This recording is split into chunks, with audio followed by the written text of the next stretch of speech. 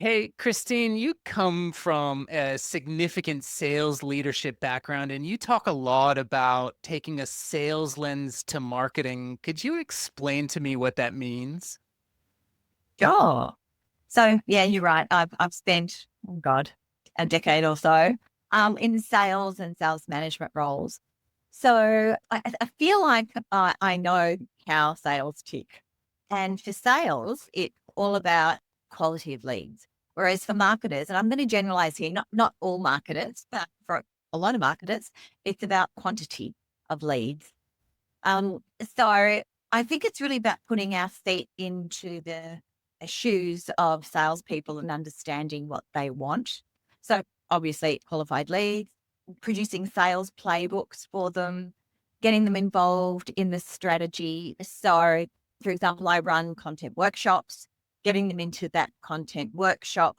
They are incredibly knowledgeable and insightful when it comes to knowing about the sales cycle, and during that content workshop, we have a look at every stage of the sales cycle. And it's my job as a growth strategist to lubricate that sales cycle to ensure that buyers move swiftly through it without any friction point. And salespeople really know friction points well. So it's a win-win. Getting them involved gets obviously buy-in through the whole process, but they have some amazing insights that only they have. Yeah, I really appreciate that viewpoint. And I think that just really paints the picture that sales and marketing need to be aligned and working hand in hand. Everyone goes, oh, we've got a sales strategy, we've got a marketing strategy. No, no, no. We need to have a strategy, a growth strategy. And it's about having them together and not even aligned, but as one. So alignment sort of means, oh yeah, I agree with that, and I agree with that. But it's more than that. It's and one entity rather than separate entities, in my opinion. Yeah, To be I argue. think really insightful. Thank you. Wanted to ask you, what do you see as common mistakes that B2B businesses are making as they're approaching their growth strategy? Without a doubt, jumping into tactic before putting the strategy into place. And look, it's really tempting to go, oh, look, I'm a B2B business. All my clients are in LinkedIn or Insta or wherever you think all your clients are. But I'm finding a lot of people are digitally fatigued. It's really the best way to go. But rather than assuming anything up front, I really think it's important to do the strategy first. So you don't waste dollars. You could waste a lot of money getting a lot of leads and a lot of marketing before truly understanding your buyer personas and, understanding how they make decisions, why they make decisions, what enables them to make a decision, what prevents them making a decision, where do they go from, oh, there's so many things that will enable a really good targeted marketing campaign approach and tactics. So everybody else, not everybody, but a very large percentage of people just jump straight in and then they go, oh my God, I'm wasting all these marketing dollars. Well, it's about investment upfront. So strategy first, that dictates the tactics. Could you tell me what a fractional CMO does? Yeah, it's trendy these days, isn't it? Fractional CMO, fractional CIO, fractional CIO. The literal definition is the fact that you're getting a chief marketing officer and all the experience and expertise and knowledge that comes with a chief marketing officer at a fraction of the price for a fraction of their time. But in a pragmatic sense, you're getting a chief marketing officer to oversee the strategy to make sure that the strategy that we've been putting forward is executing, that we're still aligning with our business goals, that everything we're doing, everything we planned is actually being executed. So a lot of people, and it's absolutely possible to get the strategy and to hand it over to you, Jeremy, and execute it. And I have every faith that you could execute the strategy that we put into place. But things change and shift over time. So making sure, A, that it's been executed to achieve the business goals as they were and as they move and change, progress. Do you Make sense? find that for businesses that haven't had executive marketing leadership, that fractional CMO is a good place to start? Yes, as long as they put the strategy in first, absolutely. It's a Mhm. great place to start.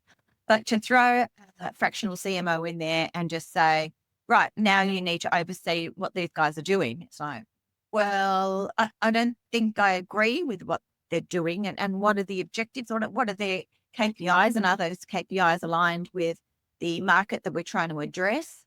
So again, it's not doing the strategy.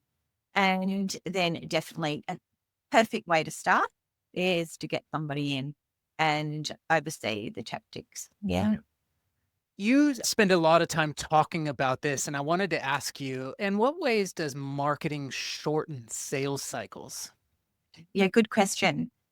I think I mentioned it before about getting to know that sales cycle really, really well, and defining buyer personas and going through. So this is basically the results today content workshop. We define the sales cycle. We have all our buyer personas. We bring them in, and every single stage of the sales cycle, we go, okay, how are we going to lubricate that buyer through? And what are the issues? What are the friction points? Get the input from the salespeople as to what they need to to get that sales cycle happening really smoothly and efficiently. But it's all theoretical. I was talking to a business coach this morning, and she talks about objection handling and negotiation tactics. That you still need salespeople. I mean, a lot of people go, "Oh, great! So you just give me the blueprint. Don't need salespeople. I can do it myself." Well, there's all that relationship stuff, that person to person stuff that you really do need salespeople for. And we can talk about how it should be in a perfect world, but the salespeople actually have to go out there and still sell it and still do the objection handling that is important to lubricate that cycle. Make sense? So, with the right marketing strategies, salespeople can expect their prospects and their opportunities to understand more deeply what it is that's being sold. Yeah, absolutely. So, they're getting qualified leads. So, well, rather than, this scattergun approach of getting a whole heap of leads and then wasting all their time trying to figure out, are these people going to buy? Are they not going to buy? So hopefully we're giving them qualified leads. So they love that. That's shortening the sales cycle already. They're not wasting time. And then we're giving them a sales playbook that says in the explore phase, these are the questions you should be asking. And this is the answers that we should be trying to steer them into. And this is the pain that you should be trying to uncover. And then in, the interest phase, and this is the pains that you should be looking for. And this is the way with which we tackle it. So sales playbook, if you like, as to what to do at every single part of the journey. So because we're giving them the information they need, they can get to it more quickly. B, because we're giving them qualified leads, they're not wasting their time. And C, because we're giving them the content, hopefully buyers are coming already with a lot of that content anyway. So they're halfway through that stage and it's just easy for the salesperson to move them along. It's awesome. And it really speaks to what you were talking about. It's not alignment. This is a single motion by a single team working hand in hand. Really cool. Nailed it. Yeah. Cool. Thank you. Now, I am really interested to hear, what are the trends and opportunities that you're seeing in strategic marketing for B2B at the moment?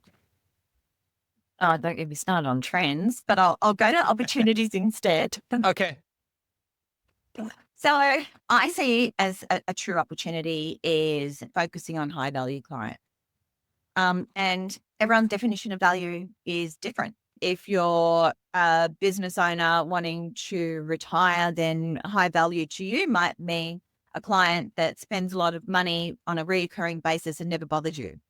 If you're in massive scale up mode, high value might mean large profitable clients. So we have a workshop called Identifying High Value Clients where we list the criteria, we weight the criteria, and then we go through your customers and we rank them. And then we look at the top 20% and we say, right, let's clone these guys. We're going to know everything about them and clone them. And that's how you get exponential growth. And I was talking to someone just a few weeks ago, actually, and they said, "Have you read 10x is easier than 2x?" And I said, "No." And he said, "Yeah, you're going to love it. That's exactly what it said in the book. So have a read of 10x. 10x is easier than 2x." And it talks, it's not a new concept, it's the Pareto principle, right? 20% of your clients give you 80% of your return. And you're spending 80% of, you're wasting a lot of your effort on 20% of your client that are not giving you the return. So 80% effort for 20% return. So let's switch around and just focus on the 20% that are giving you the most return. Make sense? It does make sense, and I think it really bespeaks how you're framing the need for strategy up front, because if we're diving straight into the tactics, we don't have the ability to get that understanding of segment, of high value, and of targeting. We're just trying to get whomever and lead volume, and we're not understanding that the high value clients are the ones we need to clone, as you put it. Absolutely, absolutely. And it also gives you that exponential growth. It's not this scattergun approach. The sales and marketing strategy is now very targeted, and you're focusing on those organizations that truly value you. So it's much easier to come above the noise because they value what you have. You have something completely unique and they get it and you value them. So it's a nice marriage. Awesome. This has all been great.